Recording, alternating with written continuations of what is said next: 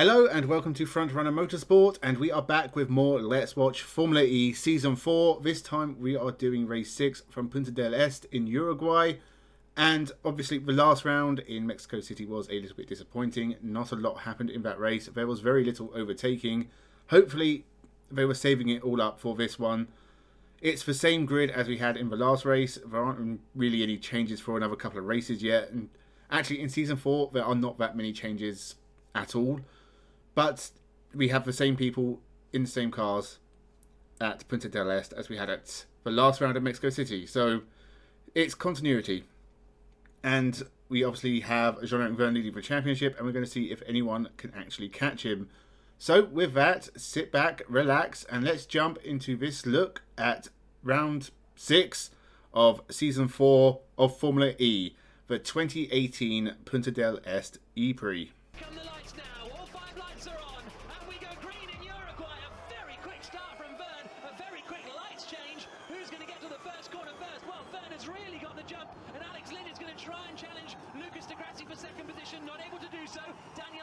His way past Turvey, a few punches flies at the back. Some bodywork flies. I think that might have been Nick Heidfeld getting involved, but all safely through the first couple of corners. They sprint down now to the second chicane. It's Vergne leading, then De Grassi, then Lynn, then Turvey, then Abt, then Lotterer, then Bird, then Buemi. Skipping over the chicane is the silver and black Venturi of Eduardo Mortara, who has to get out of the way. But Jean-Eric Vergne has got the lead of the race. Andre Lotterer in the other black and gold Tachita, having to cover the inside from the Englishman Sam Bird. I think that was Felix Rosenquist trying to go around the outside, down at the hairpin of 7 and 8. But Vergne it is who leads the way, lap 1 of 37.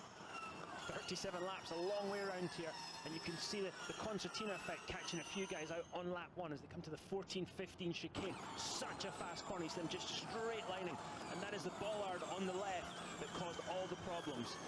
Yep, you're not allowed to hit that because that means you are cutting the corner, basically. Everybody avoids it on this opening lap as they now come down to the final sequence of corners. And Jean-Eric Vergne it is who's got away. And look at that, up the inside, decisive from Luca Filippi, going past Nelson Piquet, I think it was, in the Jaguar. And that was some good stuff, and Piquet's losing out now to Piquet's in Rosenquist. trouble, I would say. Yeah, Rosenquist goes through as well, and he's run wide, and his teammate Mitch Evans now in the other Jaguar is going to try and go through. So Piquet being shuffled back down the order. There go the two Jaguars side by side over 13th position.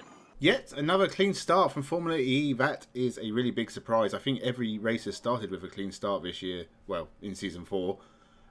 Jean-Eric Vergne leads the way with Lucas De Grassi in second. It's nice to see Lucas De Grassi at the right end of the field for a change. Usually he's at the back slogging away. The midfield looks to be very clogged up, but so far they've all avoided hitting each other, which is quite an achievement for Formula E. But he's coming down to the wave gel. He's going to take it easy through here and try and get a launch off of this chicane to make an overtaking manoeuvre into turn 8. Sebastian Buemi lost 2 places at the start of the race, so he's down to 8th. Now he's trying to get one back, lunges it up the inside of Sam Bird and manages to get through. That came from nowhere. We're talking about Bird trying to make a pass on Lotterer, and down comes Buemi and catches a napping. Such is Formula E. Yeah, absolutely. Got to look in your mirrors, make sure there's, especially when you're lifting and coasting going into the corner. We've got a safety car. So the safety car is deployed because of that car that is stopped of Nick Heidfeld. It means the safety car will come out. So as Buemi pulls off an audacious move on Sam Bird, but he makes it work and gets through, we get a safety car for the stricken Nick Heidfeld as Mahindra's bad luck continues into another race. That's 2 retirements in a row for Nick Heidfeld. Not been a great season for him so far. But Jean-Eric Vergne still leads out front from Lucas De Grassi. Have to say, Oliver Turvey and Daniel Abt are doing a wonderful job once again. They are 4th and 5th, right at the top end of the field. They have got Buemi behind them, so they might find themselves under a bit of pressure. But we'll see what happens after the safety car. Sam Bird did tell me he reckoned he could take it flat. I'm not sure he was being truthful. This is Oliver Turvey in 4th place. Daniel Abt behind him in 5th. Sebastian Buemi behind him. Now look how Buemi's a little bit inside. He's trying to get a clear line of sight to see where he's going. He's looking to set up an overtaking chance into this turn 17 area. But Daniel Abt's having none of it, moving around, defending. Seems a sort of concertina, don't they? The gap between this top 6. It was 2.5 seconds. There's one of the Mahindras. I think that was Rosenquist trying to dispatch Lotterer now as well. So keep an eye on the tower on the left-hand side. If you see Rosenquist moving to 11th place. You know he did manage to get through as Jose Maria Lopez. 8 laps in, and not a lot is changing at the moment because I think we're in that sort of first car energy saving phase of the race where it tends to be a bit quiet at this point. But importantly, the gaps aren't really increasing. Lucas di Grassi is still very close to Jean-Eric Vergne. The cars behind are also still not a million miles away. So the potential for battles is there. I think we just got to get through this phase of the race. Nothing has changed at this point, but Sebastian Buemi is starting to look racy behind Daniel Abt. So that could be the next move to watch.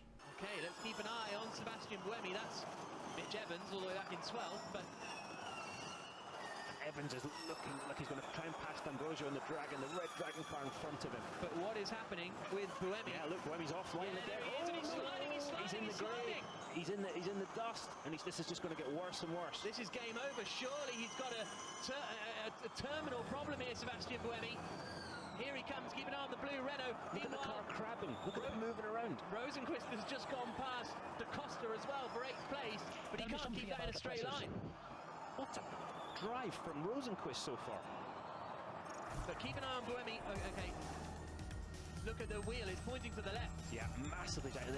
He's damaged. He's hit. Oh, I think he's hit the left rear somewhere, and that's what you're seeing. Look at even when he's going in a straight line, the steering wheel is pointing left hand down. Clearly, he's damaged the car. And he's in the pits now, Left rear. wrestling. Oh, that wheel, that's going to come off. It's damaged. He's broken one of the tie rods, one of that'll hold the wheel in a straight line. There's the chicane we were talking about. He's got to go all the way to the far end of the pit. A rare mistake from Sebastian Buemi, and just as I said, he was getting racy behind Daniel Abt. I'm not sure if it was a mistake or something actually broke on the car first, but he'd already gone through one chicane instead of going the proper way, and then he ran wide. It looked like he touched a wall, but I'm not actually sure at which point his car started to be damaged. It's still quite shocking to see Sebastian Buemi struggle, and it looks like his chances in this race are now completely gone. But otherwise, it's been very sensible, and still Jean-Eric Vergne leads from Lucas di Grassi. That looks to be the battle of the race. They're still pretty close together, at least. The car in front, because he figured if he makes it, I'll make it. So he's becoming a complete driver, Jean-Eric. He's always been fast, but he's becoming so smart. Like today in qualifying, again, he made a mistake. He just cruised around to the rest of the lap because he didn't want to total the car and risk not being in the race because he's leading the championship. Lotterer is in big trouble. He's just pitted. Andre Lotterer, energy management is not going well for him. You see the 3 cars with the little green arrows on the end on the tower on the left. That means they are in their second car. We're now on board with Daniel Abt in 4th place. This will be their, I'd say, penultimate lap now before they come into the pits. We're anticipating, well, I say I'm anticipating them to come in at the end of lap 19. As I just said, Lotterer in the pits, so he's having a... We are at the pit stop stage already, and the cars are not yet coming in. In fact, actually, on energy, they look to be doing pretty good. They've got around 20%, so that must be worth a couple of laps. I know the lap here is a bit longer than other races, but 1 or 2 laps, they'll be in. It's still Jean-Eric Vergne from Lucas di Grassi. It's still very tight between them. We've also got Daniel Abt chasing down Alex Lynn in 3rd. I didn't mention Alex Lynn before, but again, he's another driver doing a fantastic job in this race. And Oliver Turvey is still in the top 5 as well.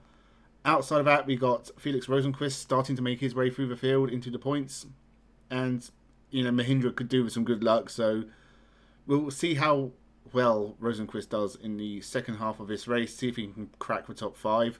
But all eyes will be on the battle between Vergne and di Grassi. Oh, the body language is telling me that Lucas di Grassi is setting up Jean-Eric Vergne for an overtaking maneuver, probably into turn 17. That would be where I would think about it. So if you're Vergne, you're leading the championship, you are, well, this isn't the time for hypotheticals because this is really happening. Here comes di Grassi, looking to the outside, Vergne's going to squeeze him, a little bit of wheel rubbing, di Grassi's gone in too hot, just keeps it out of the wall. Goodness me, Lucas di Grassi attacked, and it almost went wrong, but Vergne has held the lead. And a typically robust defence by Jean-Eric, but he did nothing wrong. Lucas tried his overtaking maneuver to the outside, never going to work. He's now got to use extra energy to close back up to the rear wing of the Techeetah car of Jean-Eric Vergne. I thought he was heading to the wall there, Lucas. It might be status quo, but it was still very close between di Grassi and Vergne. I think Vergne's very lucky that di Grassi did not run into the back of him. It did look like Degrassi's mistake. He just went in too hot, lost the car. And it's going to be interesting to see if he can catch back up to him. He does look like the quicker car at this point in the race. Daniel Abt is now in third. We have Sam Bird and Alex Lynn behind him. Oliver Turvey has sadly dropped down to ninth, which I'm guessing is due to a bad pit stop. But otherwise, it's as we were before. Seatbelt's not quite look. He's saying fix the seatbelt. Left side seatbelt, I think. Yeah. And the FIA have become so strict on this after what happened in Mexico City with some teams sort of fudging it a little bit. Devastating for him. Yeah. Well, this is very interesting. I was talking to Alan McNish, the team boss, earlier, and saying, he was saying it's the driver's responsibility. I've left the pits before. He told me the story this morning, how he'd left the pits before, his seatbelts weren't done up, so he'd come back into the pits to get them tightened, and now his driver has had to do exactly the same, and that is a podium finish gone. A points finish possibly gone for Daniel Abt. A bizarre incident ruins Daniel Abt's race. He was doing a fantastic job in third. It looked like we were going to get a great fight between him and Sam Bird. Unfortunately, it looks like it's something like a loose safety belt has completely spoiled that and any chances of a good race, really. So Daniel Abt had to come in and have that sorted out. I don't know how that goes wrong in a pit stop like this. I know it costs them time, but it's cost them more time not double checking the belt's done up. Whatever it is, it's a massive mistake for Abt Audi. It's going to cost them big points because even if Sam Bird got past and Alex Lynn got past, it would still be a top 5 for Daniel Abt. He had plenty of time to the cars behind him. So this is a massive loss for them. But John Verne still leads and Lucas Degrassi is still right up there as well with a chance of winning. So at least Abt Audi's full attention can turn to the Brazilian.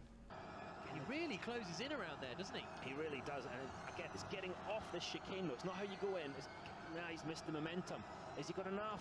He's a bit far back, Jack, I would say, to make an overtaking manoeuvre, but great shot to show the ebb and flow as they come round the track. The concertina effect, isn't it, where Degrassi closes in as they come to the corners, but then Verne is first on the throttle, so pulls away a little bit, and the gap starts to grow again. As a driver, if I was leading, I would always look in the mirror on corner exit, because the car looked further away. You'd never look in the mirror before you braked, because it's all psychological, I guess, easy for me to say.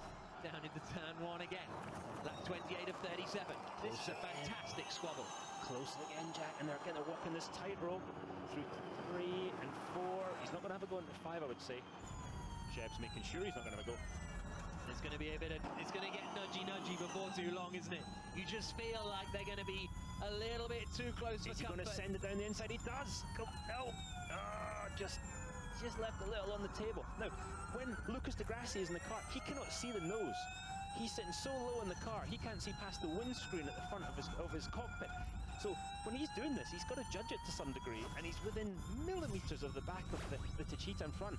Felix Rosenquist is using his fan boost to attack Alex Lynn, but here comes Degrassi. He's got the inside line into the chicane. That's not an overtaking opportunity. No, I mean... This race is entirely about Jean-Eric Verne and Lucas Degrassi. They have been tied to each other the entire race.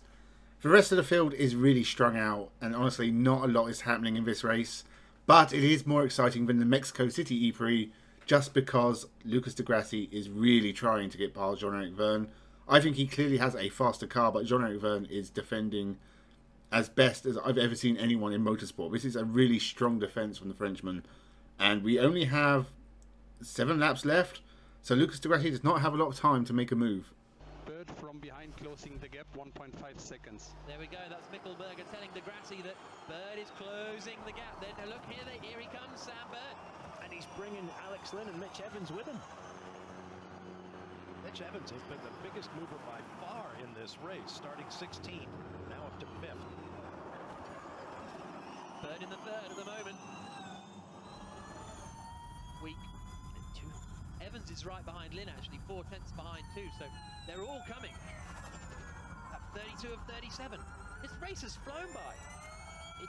5 laps left, and we are, as we have been this entire race, with Lucas Degrassi still chasing down Jean-Eric Verne. But the battling between these two has allowed Sam Bird, Alex Lynn, and Mitch Evans to close up. So it's going to be interesting to see if this 2-car battle evolves into a 5-car battle, or even further beyond that. So the climax of this race is looking exciting. Lucas Degrassi is looking really pumped to try and make a move. So we'll see if something happens. You say Bird Bird is flying. He's got the same. I didn't even mean that. I didn't even mean that. Yeah. It's only when you said it I realised what the genius I'd come out with. Here's Mitch Evans there. Look at this move. You don't pass into there. Outrageous. That's probably the second quickest corner in Formula E. Fantastic view of the marbles on the track, and full marks to Alex Lynn for not binning the car when he's on the marbles. Trust me, it feels like ice. Evans at 12 places. Degrassi again, Jack. He's got he's looking.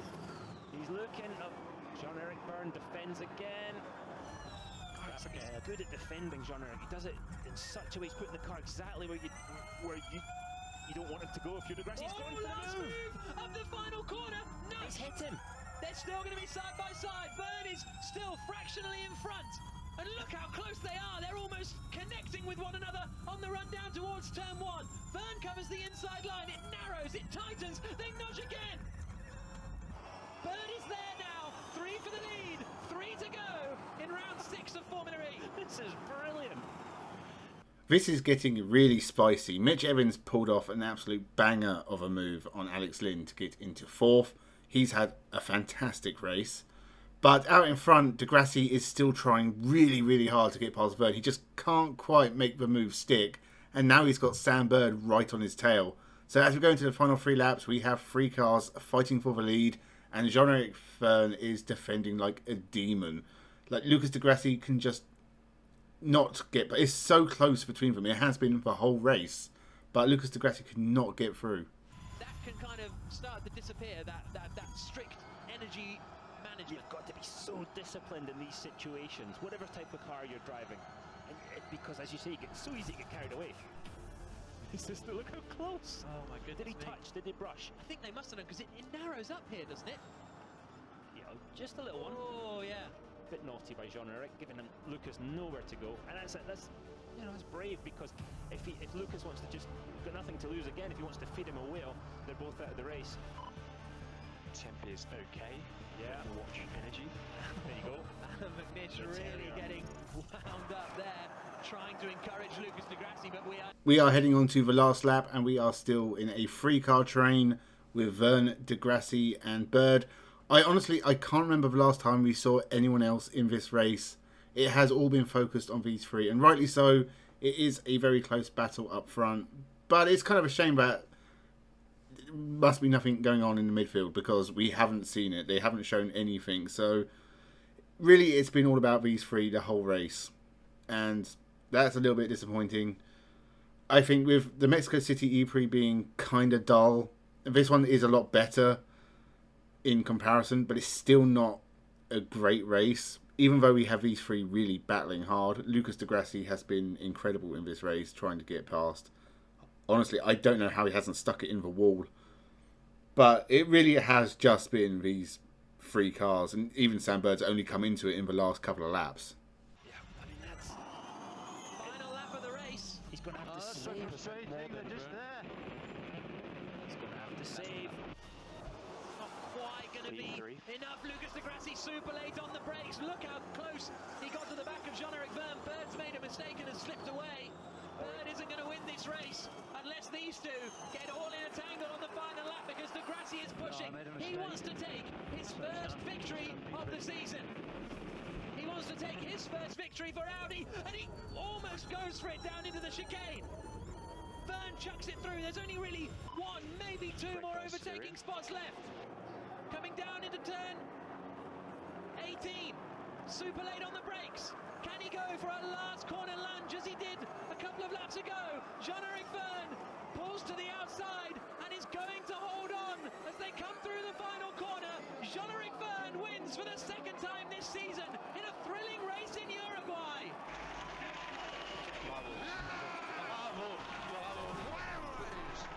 What a drive from the Frenchman. Degrassi finishing in 2nd place. 3rd for Sam Bird. Evans in 4th, Rosenquist 5th, but Tachita win again. What a thriller. From start to finish, nose to tail, Jean-Eric Vergne and Lucas Degrassi. Jean-Eric Vergne wins the Punta del Este E-Prix. It was a very close race between him and Degrassi. I'm honestly surprised Degrassi didn't crash into him. They came close several times. Sam Bird tried to interfere in the end, but couldn't make any progress. This was a better race than Mexico City, primarily because of the battle between Jean-Eric Vergne and Lucas di Grassi. They really were stuck to each other the entire race. But it still wasn't a great race. As I said, there was just not enough going on in the midfield. We barely saw them. Once Daniel Apps was out of it, really any chance of a battle between him and Bird was ruined. So there was a much better race in here that could have happened than what we got. But it was still very entertaining. When we say we want battles and overtaking, this is the kind of thing we want. We want to see people like di Grassi try everything to get past Jean-Eric Vergne, bar hitting him out of the way. This leaves Jean-Eric Vergne with a big lead in the championship, but to look at that properly, let's go and look at the team standings and the driver standings after race 6 of season 4 of Formula E. Techeetah still lead the team standings with Mahindra on a solid 100, Virgin and Jaguar behind, and Edams rounding out the top 5.